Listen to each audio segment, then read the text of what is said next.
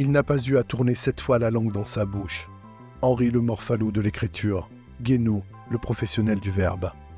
Il n'a pas non plus perdu de son punch, ni de sa vitesse. La plume de Sarko est le dernier debout sur le champ de bataille.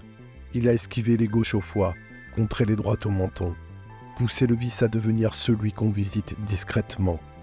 Il en est devenu le maître Yoda d'une droite vitrifiée, éparpillée, façon puzzle, celle de la République en sursis. Il n'y a que la nostalgie qui peut penser les mots. Il n'y a que Guénaud qui peut penser les mots. À son contact, s'évanouit l'envie de jeter l'éponge, augmente l'envie d'y croire, l'envie d'avoir envie. Henri Guénaud nous a fait l'honneur d'une visite.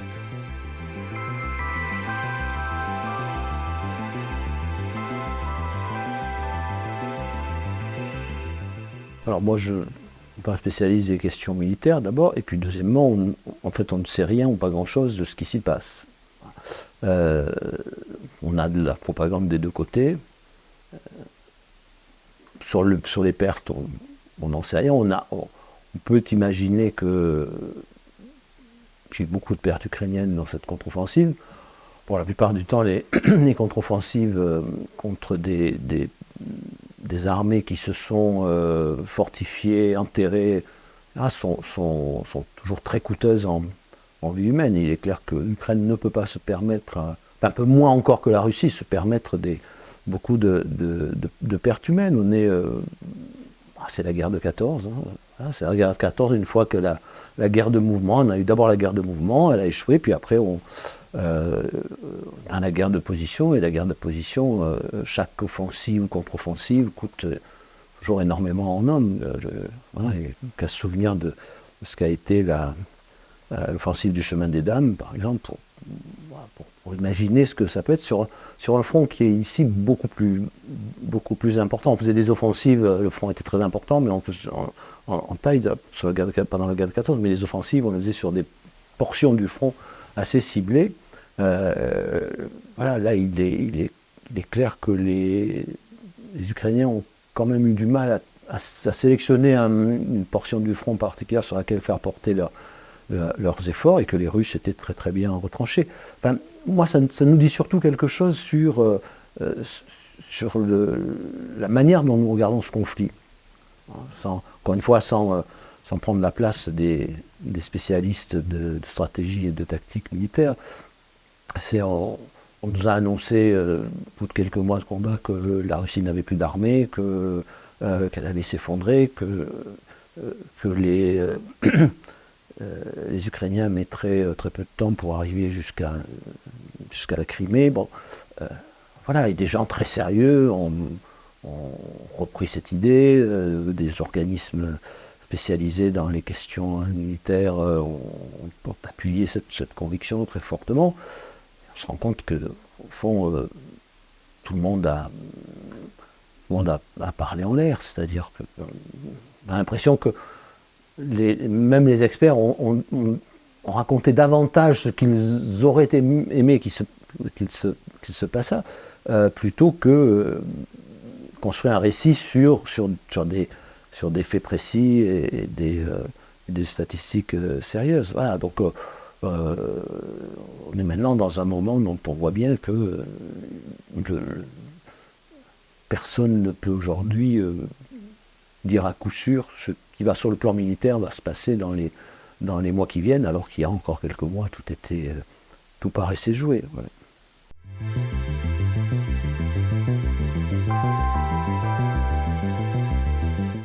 Ça c'est autre chose. Est-ce que c'est envisageable? On peut toujours l'envisager. Est-ce que c'est possible? Oui, si tous les membres de l'Union européenne sont d'accord, puisqu'il faut l'unanimité. Maintenant, est-ce que c'est souhaitable est une autre question.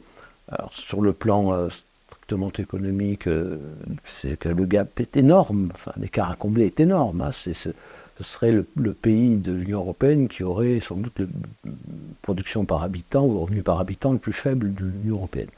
Et donc il faudrait combler l'écart avec la moyenne de l'Union européenne. Ça nécessiterait des transferts à fait considérable de ressources, dont je ne suis pas sûr que dans l'état actuel de l'Union européenne, compte tenu de sa situation économique, sociale, ce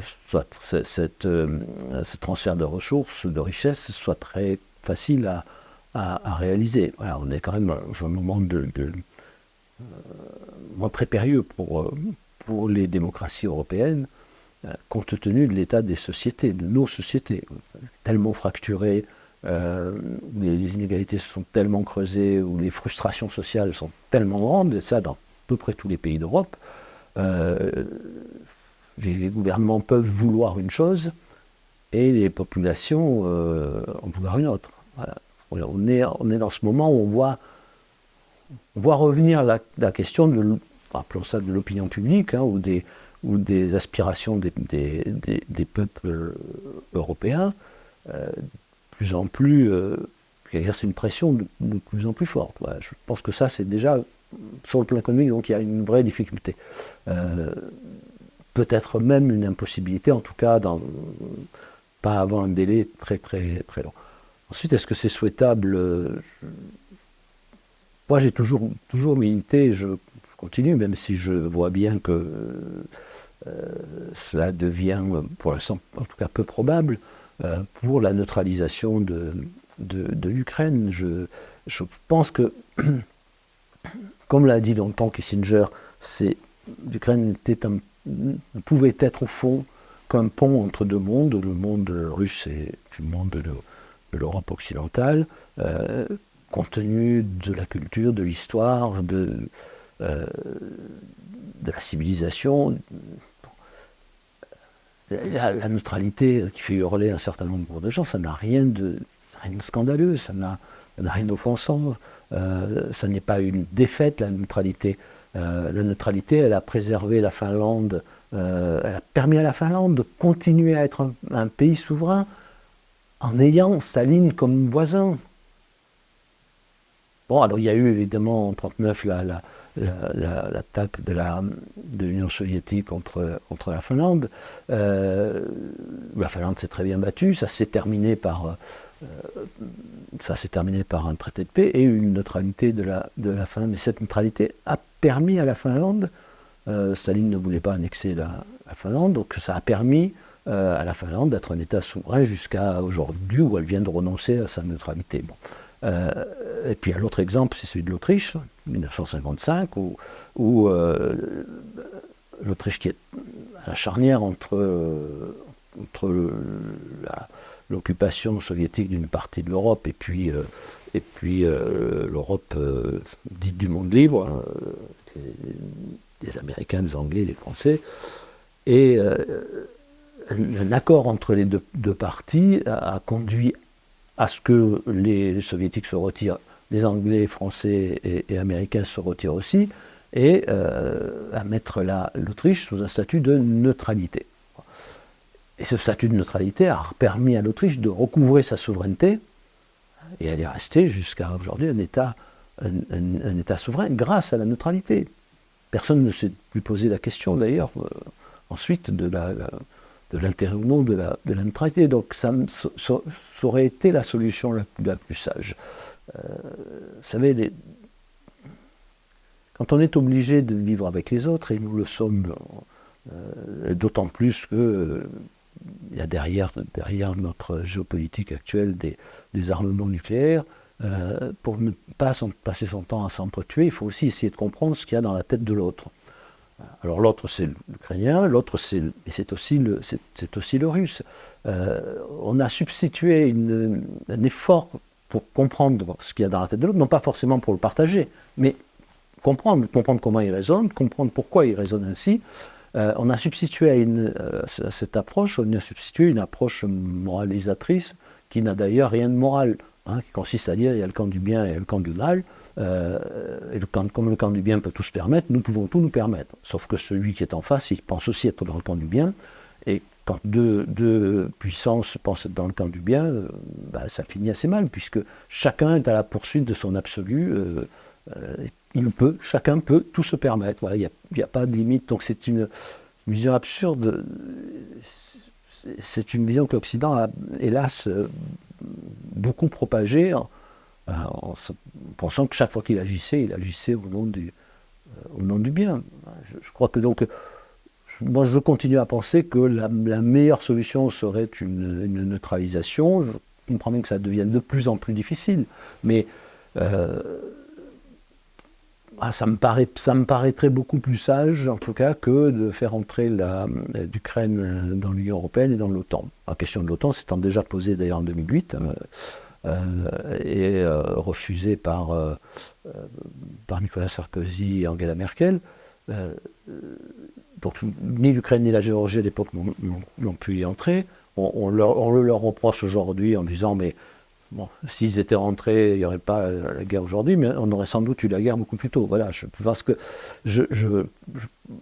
c'était une décision sage, enfin pour ce qui me concerne, et pas du tout, comme le dit toujours le parti de la guerre, un nouveau Munich. Voilà, d'ailleurs, faut cesser de toujours faire référence à Munich, parce que faire référence à Munich, c'est voir tous vos adversaires comme des collabos et votre ennemi comme Hitler. Donc voilà, s'il y a plus, on ne voit plus que des Hitler partout, on n'en sort pas.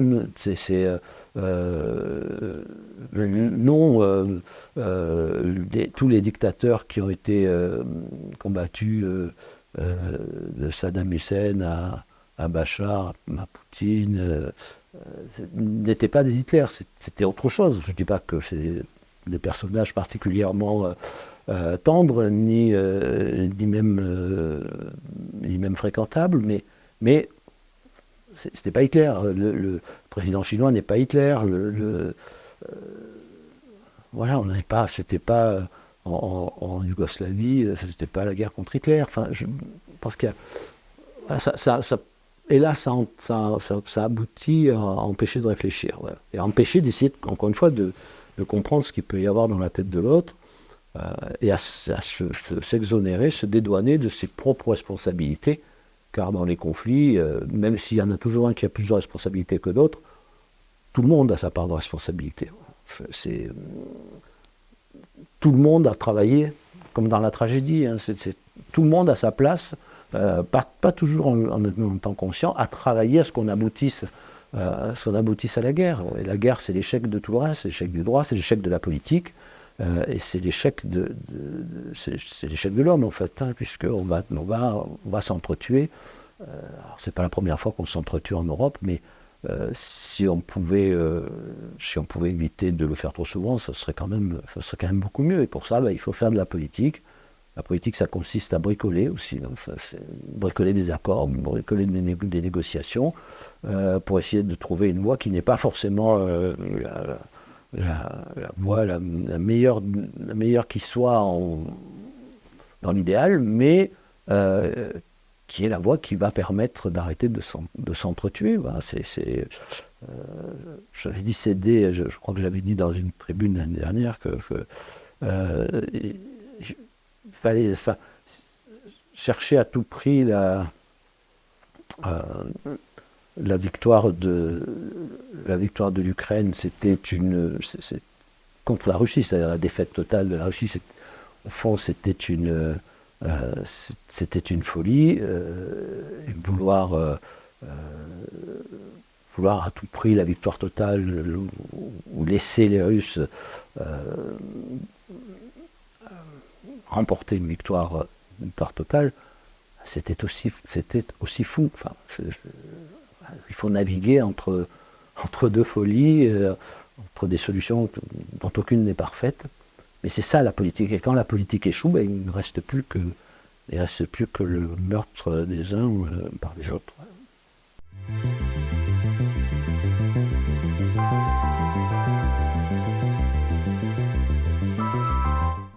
Ce n'est pas d'abord une erreur, c'est une erreur, mais ce n'est pas d'abord une erreur financière. Le problème, c'est à quoi a servi cet argent.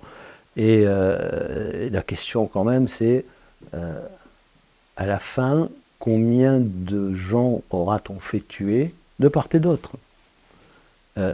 pour arriver à quel résultat? Voilà, l'erreur, on saura à quel point c'est une erreur ou une faute au fur et à mesure que le temps va passer. C'est-à-dire, alors on n'arrive jamais au bout de l'histoire, mais voilà, au fur et à mesure que les choses vont se dénouer, là, selon la façon dont elles se dénoueront, on saura si tout ça était une faute, plus même qu'une erreur, ou au contraire, si on avait eu raison de le faire. Moi, encore une fois, on voit bien aujourd'hui déjà ce qui se dessine d'une certaine façon dangereusement, c'est que les opinions publiques recommencent à avoir leur mot à dire. Les enthousiasmes du départ commencent à s'affaiblir, à se fracturer. Regardez les États-Unis, mais regardez en Europe aussi, c'est-à-dire que puis il y a d'autres fronts qui s'ouvrent, puis l'Europe comme les États-Unis ont beaucoup donné de leur propre défense. Et à un moment donné, on utilisait chaque jour plus de munitions que l'Europe et les États-Unis étaient capables d'en produire sur la même période. Donc il y a un moment où ça devient une impasse, quels que soient les milliards que vous êtes prêts à mettre, d'autant que le temps passant, les opinions sont de moins en moins enthousiastes à l'idée de déverser des milliards. Donc le risque, c'est un Munich d'une autre manière que celui qui était envisagé par les gens qui voulaient partir en croisade contre les dictatures. Le Munich qui nous guette peut-être, c'est celui qui arrivera le jour où, lâchés par les opinions publiques, les gouvernements occidentaux laisseront l'Ukraine se débrouiller toute seule. En tout cas, c'est un risque. Voilà, et on voit bien que ce risque n'est pas un risque purement théorique, hein, c'est pas un risque abstrait, c'est un risque réel. C'est cette guerre, si elle dure trop longtemps, risque de conduire à l'abandon de l'Ukraine. Mais ce ne sera pas la première fois dans l'histoire. Vous savez, la Finlande, elle avait, avant que Staline l'attaque, elle avait refusé toutes les négociateurs finlandais avaient accepté certaines revendications de l'Union soviétique. Quand ils sont rentrés en Finlande, ils se sont fait agonir parce qu'il y avait une intransigeance très, très, très, très grande. Et cette intransigeance, elle venait aussi du fait que les Occidentaux, enfin l'Angleterre, la France et les États-Unis avaient promis à la Finlande une aide militaire. Et l'aide militaire, elle n'est jamais venue. Elle n'est jamais venue parce que la Suède ne voulait pas que les troupes étrangères, anglaises ou américaines, passent par son territoire, puis parce que on arrivait dans une période aussi où tous ces pays avaient d'autres préoccupations et d'autres priorités. Donc on a laissé la Finlande se débrouiller. On a laissé aussi la Tchécoslovaquie se débrouiller. Mais là, ce serait un peu long d'en parler, mais parce qu'on avait... Enfin, l'armée française, l'armée anglaise ne voulait pas y aller, l'anglais ne voulait pas aller aider les Tchèques. L'armée française n'avait pas les moyens de se transporter en Tchécoslovaquie. Donc la seule chose qui était possible à l'époque, c'était que l'armée rouge, qui avait un accord de coopération militaire avec la France, depuis le gouvernement Laval en 1935, que l'armée rouge puisse traverser soit la Roumanie, soit la Pologne, pour aller aider les Tchèques, ce que les Soviétiques étaient prêts à faire. Les Roumains n'ont pas voulu, et les Polonais ont encore moins voulu, pensant que les Russes étaient plus sauvages que les Allemands, qui étaient quand même civilisés. Donc ils préféraient les Allemands aux Russes. Bon, voilà, il y a eu l'affaire des Sudètes, les Allemands en ont entendu une partie, les Polonais ont pris un morceau, il faut se souvenir. Et puis après, on connaît la suite de l'histoire. Hein. Je ne sais pas si les uns étaient plus sauvages que les autres, mais en tout cas, la sauvagerie des nazis, elle s'est révélée très rare. Mais voilà, après coup, vous savez si vous vous êtes vraiment trompé. Là, pour l'instant, on peut penser qu'on n'a pas forcément eu raison de nourrir cette guerre. Voilà, on pouvait très bien se servir à la fois des sanctions et des livraisons d'armes comme d'une arme dans la négociation, pour inciter les Russes à s'arrêter et pour inciter les Ukrainiens à discuter. Voilà, on ne l'a pas fait, bon, voilà, on a continué de façon sans limite. Hein, mais est-ce que nourrir ce conflit indéfiniment, alors encore une fois, on pensait que les Russes allaient être vaincus, que la bête immonde allait être écrasée. Bon, ben, ça n'est pas le cas. Et d'ailleurs, si ça avait été le cas, comme le souhaitaient certains, je me souviens des paroles de Lech Walesa et de certains responsables polonais ou responsables de l'Europe de l'Est qui disaient qu'il faut aller jusqu'au démantèlement de la Russie. Je pense que ça aurait été si c'était arrivé, qui est quand même difficile, encore une fois, mais difficilement pensable, mais si c'était arrivé, et si ça arrivait un jour, ce serait une catastrophe, pas seulement pour les Russes, ce serait une catastrophe pour nous tous, pour le monde entier, et pour l'Europe en particulier.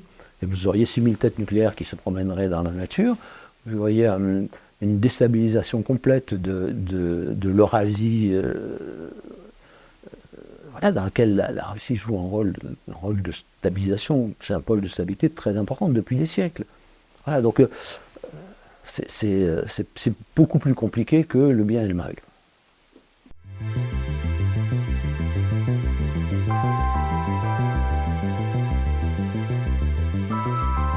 Il y a une nécessité sur les conséquences, d'abord sur les risques qui sont pris, parce que ça, la guerre, c'est un engrenage, et quand on y met le doigt, on ne sait jamais jusqu'où on va aller. Et en général, on arrive à aller jusqu'à accomplir des actes qu'on n'aurait jamais pensé accomplir dans sa vie. Vous êtes entraîné par la violence de la guerre. Parfois, je ne sais pas si nous sommes le grand du bien, mais enfin, nous avons eu raison de tout faire pour exterminer les nazis, mais il faut se souvenir de ce que l'Occident, à l'époque, les Alliés ont été amenés à faire. Bombarder non plus des cibles militaires, mais des villes entières, pendant des nuits entières, avec des bombes incendiaires qui ont tué des centaines de milliers de personnes, brûlées vives, délibérément. Les Américains l'ont fait, on l'a fait en Allemagne, les Américains l'ont fait au Japon. Le bombardement de Tokyo en 1945, c'est 100 000 morts. 100 000 morts brûlés vifs. C'est plus que Nagasaki. Puis après ça, ils ont fait Hiroshima, Nagasaki. Bon, une fois, on est entraîné à prendre des décisions et à faire des choses qu'on aurait pensé ne jamais faire. Donc il faut faire attention à ça. Ce premier danger-là qui peut nous amener à l'extrême, mais qui peut nous amener au bord d'une guerre nucléaire. Alors, tout le monde dit non, c'est pas possible. Il est certain que ça n'est pas raisonnable, certain que c'est un mauvais calcul pour les uns comme pour les autres. On sait que personne ne le fera. Mais l'engrenage de la guerre, encore une fois, nous amène souvent sur des terrains où nous n'avions pas l'intention d'aller. Après, il y a le risque de l'accident. Celui qui brusquement se sent terriblement menacé, on a eu des incidents de ce genre pendant la guerre froide, mais qui ont été maîtrisés, mais l'accident est toujours possible. Une bombe qui tombe au mauvais endroit, une riposte disproportionnée, puis tout s'embrase. Voilà. Donc là, nous prenons des risques. Je trouve que nous avons pris des risques, tous, des risques inconsidérés, en pensant que, c'est un peu le thème de mon livre, ça ne nous arriverait jamais. Déjà, la guerre ne nous arrivera jamais, les pandémies ne nous arriveront jamais, les grandes crises financières du type ne nous arriveront jamais, tout ça ne nous arriveront jamais, mais ça a commencé à montrer le bout de son nez. Et en Palestine, en Israël, les Israéliens pensaient que ce qui vient d'arriver n'arriverait jamais. En tout cas, plus jamais. Voilà. Tout ce qui est arrivé aux générations précédentes peut nous arriver aussi. Donc, ça, c'est la deuxième chose, ce sont des conséquences à la fois politiques, vous avez dit économiques, mais aussi géopolitiques, mais qui comptent pour l'Europe et qui d'ailleurs se superposent les unes aux autres, puisque rejeter la Russie vers l'Asie, creuser un fossé entre l'Europe occidentale et le reste de l'Eurasie, et puis un fossé entre l'Europe occidentale et ce qu'on appelle le Sud global. Alors, on dit en général, oui, mais ils ne sont pas tous d'accord entre eux. Oui, ce sont des régimes différents, ils n'ont pas tout à fait les mêmes intérêts, mais vous savez, en diplomatie, en politique étrangère, l'ennemi de mes ennemis est mon ami. Voilà, donc c'est ça la réalité. Bon. Et là, on voit bien que si nous n'y prenons pas garde, une coalition commence à s'esquisser et se formera et se renforcera des 2 tiers de la planète, au moins contre l'Occident. Hein, Et là, l'Europe, elle est en mauvaise posture parce que l'Europe, elle est assez dépendante du reste du monde pour beaucoup de choses. Alors certes, elle a dans ce sous-sol plus de matières premières qu'on le dit en général, sauf qu'il n'est pas sûr qu'il soit si facile de réouvrir toutes les mines, de réouvrir un tas de mines partout. Voilà, on voit bien, enfin, personne n'a tellement envie qu'on exploite sur une grande échelle le gaz de schiste en France. Donc rajouter tout le reste, même si il y a ici ou là des terres rares, ce qu'on appelle des terres rares ou des métaux rares, et tout ce dont on a besoin pour l'économie moderne, ça va être très compliqué. Donc il y a cette dépense, on voit bien pour l'énergie. Hein, si l'énergie continue à être très chère en Europe, eh bien cela produira des délocalisations vers les endroits, vers les zones où elle est moins chère, dont l'Amérique du Nord.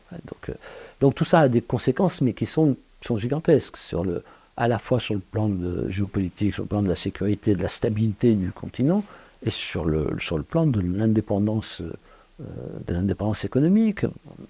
La sécurité, comment l'Europe assurera-t-elle la sécurité de ses approvisionnements? L'Europe qui s'est désarmée pendant des décennies, qui là continue encore de se désarmer. On peut toujours dire que la France n'a pas des zones économiques exclusives où il y a beaucoup de ressources naturelles. Encore faut-il pouvoir les transporter en sécurité, ce qui voudrait dire avoir une marine capable de protéger, mais nous n'en avons plus, enfin nous n'avons pratiquement plus rien. Donc l'Europe a pris et continue de prendre des risques considérables pour sa propre sécurité, pour son indépendance, pour son économie. Ça fait beaucoup.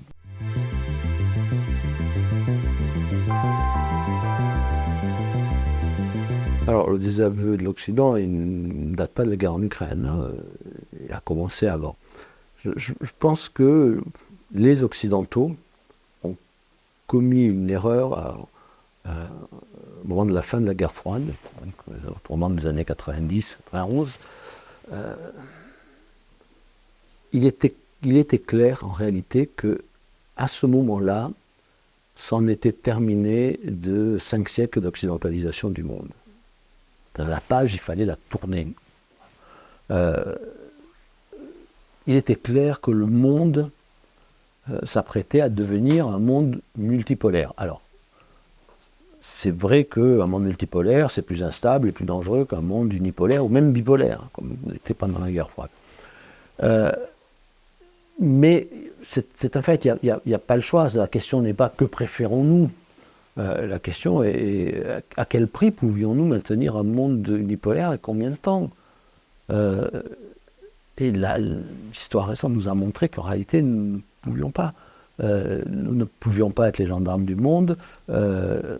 C'est toute cette espèce de cécité qui a consisté à continuer à vouloir propager dans le monde nos principes, nos valeurs, notre modèle,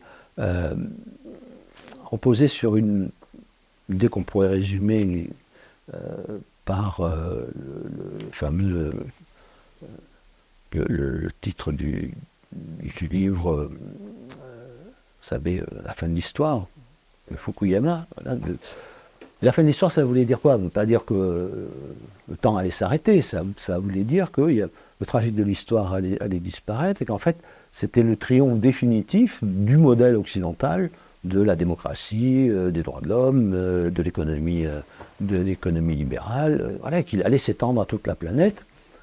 C'était oublier qu'en réalité, les autres ne sont pas forcément comme nous, ne pensent pas comme nous, ne veulent pas forcément la même chose que nous. Voilà, en plaquant sur le monde cette idée de la fin de l'histoire, du triomphe définitif du modèle occidental, l'Occident, enfin les pays occidentaux, n'ont pas vu qu'ils ne faisaient qu'attiser la rancœur du reste du monde. Alors, on ramène toujours ça à une question de régime, les dictatures d'un côté, les démocraties de l'autre, mais derrière derrière les régimes, il y a des civilisations, il y a des cultures, il y a des histoires, il y a aussi la géographie, et puis il y a la démographie aussi. Donc, en fait, le monde occidental n'a plus, de toute façon, plus les moyens de... Vous pouvez faire ça au XVIe, au XVIIe siècle, au XIXe encore, au début du XXe. Aujourd'hui, il n'a plus les moyens de le faire. Quand bien même ce serait une bonne idée, mais je ne crois pas, il n'a plus les moyens. Il n'a plus les moyens parce que d'abord il est fracturé à l'intérieur, parce que il est contraint par la démographie. Donc voilà, il faut ce monde multipolaire, il vaut mieux essayer de l'organiser que de le nier. Il est rare de le nier. On l'a vu d'ailleurs en 91. Moi j'étais très frappé au moment où Gorbatchev est mort. Il y a eu quelques larmes de crocodile ici ou là. Il faut rappeler quand même que était l'homme qui avait achevé le système soviétique. Mais à l'époque, on n'a pas soutenu Gorbatchev. On a soutenu Yeltsin. Pourquoi ?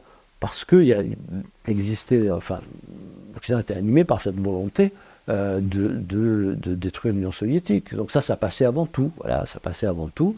Alors chez certains, c'était très assumé, encore une fois. Quand les en parle, il dit voilà, on a fait une erreur. On n'est pas allé assez loin dans le démantèlement, il faut aller au bout. Bon, mais la vérité, c'est qu'on voulait abattre la puissance russe. Ce qu'on a abattu à l'époque, c'est pas seulement l'Union soviétique, c'est l'Empire russe, c'est le vieil Empire russe. On avait déjà fait ça en 1917 avec la paix de Brest-Litovsk, les Allemands l'avaient fait. Ça a conduit, comme souvent, les fins d'empire sont difficiles quand on les gère mal.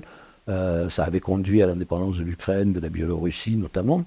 Ça a débouché sur la révolution bolchevique, la guerre civile, et des quantités invraisemblables de sang, de morts. Bon. Là, au fond, on a refait un peu la même chose. On s'est dit, bon, voilà, ça va affaiblir la Russie. Et on a soutenu Yeltsin contre Gorbatchev. Il faut quand même s'en rappeler. Voilà, et de cette façon, de cette mauvaise manière de gérer la fin de la guerre froide, et la fin de ce qu'a été l'Empire russe de jadis, est née une partie de nos problèmes, mais comme de la manière dont les Alliés ont géré en 1919 le traité de Versailles, de Saint-Germain-en-Laye, etc., la fin de la Première Guerre mondiale, de l'Empire austro-hongrois,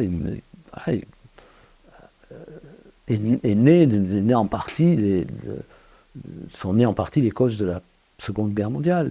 Et comme aujourd'hui, beaucoup de problèmes du Moyen-Orient sont nés de la manière dont nous avons redessiné les cartes dans cette région, nous, Français, Anglais, après la chute de l'Empire ottoman. Et tout ça. Mais nous vivons la grande époque des refoulés des vieilles civilisations et des vieux empires qui sont toujours dans la tête des gens, même quand ils n'y pensent pas consciemment. Ces vieux empires, ces vieilles civilisations qui revendiquent à nouveau le droit d'avoir un rôle sur la scène internationale, qu'il faut bien dire, l'Occident leur a enlevé pendant des siècles. Il faut accepter l'idée que cette page est finie, essayer d'organiser ce nouveau monde ou de contribuer à l'organiser plutôt que de nier sa réalité. Voilà, vous savez, les réalités de la géopolitique, comme de la politique, elles sont profondes, et souvent plus profondes que la simple volonté conjoncturelle des hommes. Vous pouvez pas. Ce qui se passe en Ukraine, en Russie, ce qui se passe avec les pays de l'Est aujourd'hui, c'est lié aussi à des millions, dizaines de millions de morts. Un historien anglais en a compté 30 millions pendant l'entre-deux-guerres, en 1920, et la fin de la Seconde Guerre mondiale. Mais il y a tous ceux d'avant. Tous ceux d'avant, il les a appelés les terres de sang, mais ça n'est pas neutre. Les dizaines de millions, les centaines de millions de fantômes et de morts qui dorment sous la terre dorment aussi dans les consciences. Et ce sont des acteurs dont il faut tenir compte. Braudel disait, les civilisations sont les personnages qui vivent le plus longtemps, qui ont la plus grande longévité dans l'histoire. Alors il y a ça, et puis il y a à mon sens aussi la nature humaine qu'on a oubliée. Voilà. On a oublié la nature humaine, on a oublié que l'homme est capable du meilleur comme du pire, et le jour où on oublie ça, on finit par fragiliser ou laisser se fragiliser, voire on déconstruit parfois même les barrières, les murailles, qui empêchent cette violence de ressortir, tant bien que mal. Rien ne peut nous garantir qu'elles ne ressortent pas un jour ou l'autre. Mais quand on les affaiblit, alors on est à peu près sûr que cette violence, encore une fois, cette animalité, cette sauvagerie, elle va ressortir. Voilà.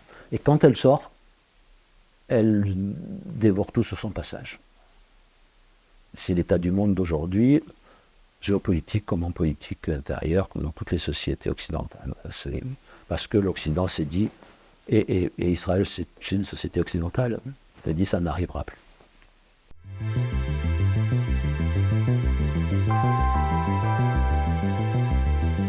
Le conflit en Israël vient creuser la renaissance du conflit, parce qu'il n'est évidemment pas, il n'est pas nouveau, mais il s'était non pas apaisé, mais il était occulté depuis une quinzaine d'années, une vingtaine d'années. Il vient creuser la même fracture que le conflit en Ukraine entre l'Occident et une bonne partie du monde. Donc c'est presque le pendant moyen-oriental de ce qui se passe sur les fameuses terres de sang. Et on voit bien d'ailleurs que les camps se redessinent en fonction de ça. C'est-à-dire il y a quand même un sud global, encore une fois, avec des nuances ici ou là, mais qui va bien au-delà des pays arabo-musulmans, et même des pays musulmans, qui prend un parti qui n'est pas forcément le parti de l'Occident, et il regarde d'ailleurs, encore une fois, il regarde Israël comme il regarde le reste de l'Occident. Enfin, voilà, donc cette situation, cette fracture, elle s'aggrave, et là c'est une aggravation de plus. Voilà, ce qu'a réveillé le Hamas dans l'abomination de ces massacres, c'est une mémoire collective que l'Occident va avoir du mal à gérer. Il faut le reconnaître. Et cette onde de choc, elle vient mettre en évidence à la fois la fracture qui nous sépare, la fracture géographique, géopolitique qui nous sépare de parties du monde et qui se creuse, mais elle met en évidence aussi nos propres fractures internes. Donc l'Occident est doublement fragile. Il est fragile parce que bonne partie du monde veut tourner la page de l'occidentalisation, et à l'intérieur même de nos sociétés, les fractures sont béantes. On voit bien.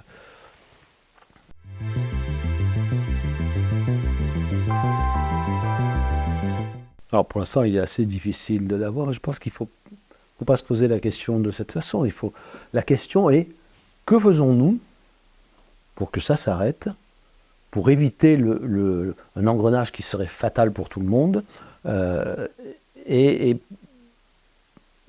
pour éviter que l'Europe en particulier, mais l'Occident tout entier, on paye un prix très élevé. Et pour éviter aussi la honte qui surviendrait si, après avoir poussé les gens à se battre et à s'entretuer, les puissances occidentales se mettaient à déserter la guerre et à laisser les Ukrainiens se débrouillaient tout seuls, ce qui, encore une fois, n'est pas exclu. N'est pas exclu parce que, vous savez, c'est pareil au Moyen-Orient, les gouvernements ne décident pas tout seuls.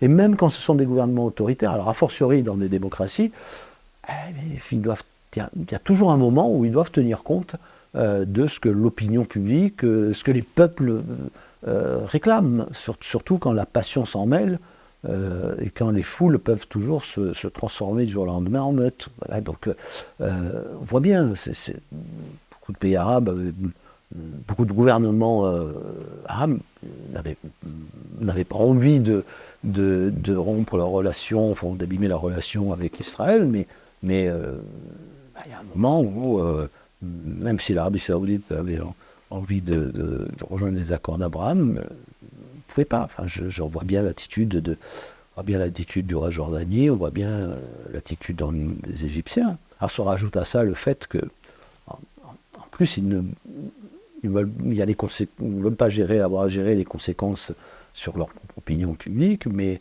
ne veulent pas non plus avoir à accueillir les Palestiniens. Enfin, c'est toute personne qui s'est intéressée à l'histoire de cette région sait comment se sont passées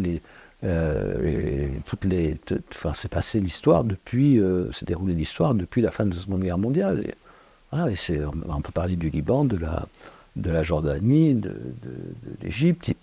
Voilà, les souvenirs. La Jordanie qui est un État en grande partie palestinien, il reste la mémoire de Septembre Noir. C'est-à-dire du moment où accueillir des Palestiniens, c'était armé, qui menaçait de prendre le pouvoir, ça n'était plus possible. Donc, alors là, ils ont été en Jordanie, ils ont été massacrés. En Égypte, on n'en a pas admis beaucoup, et on n'en admettra pas demain non plus. Enfin, l'Égypte l'a déjà dit. Au Liban, ils ont détruit le Liban, ils ont détruit le Liban. Ils n'ont pas pris le pouvoir, mais ils ont détruit le Liban.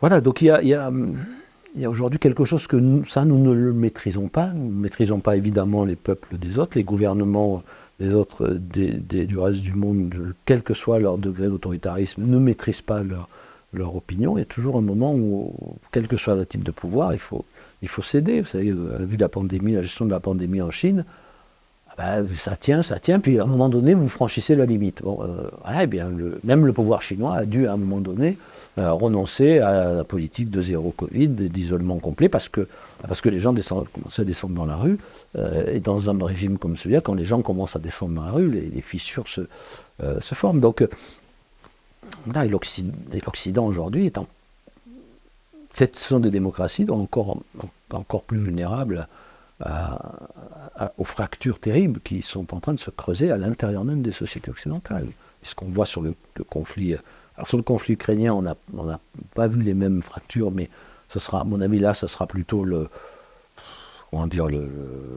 lassitude et le fait qu'on ne veut plus payer pour les autres. Et pour le conflit israélo-palestinien, on voit bien que ça, pour la première fois, ça touche d'un coup en même temps tous les pays occidentaux, même les États-Unis, qui sur ce sujet-là ne nous avaient pas habitués à un spectacle de division. Enfin, là, il y a une division très, très, très profonde. Voilà, et quels que soient les sentiments des adeptes du bien et du mal qui distribuent les bons points de morale aux uns et aux autres, maintenant, il faut tenir compte de ces engrenages qui sont des engrenages collectifs. Et, nous avons armé tous les ressorts depuis une quarantaine d'années.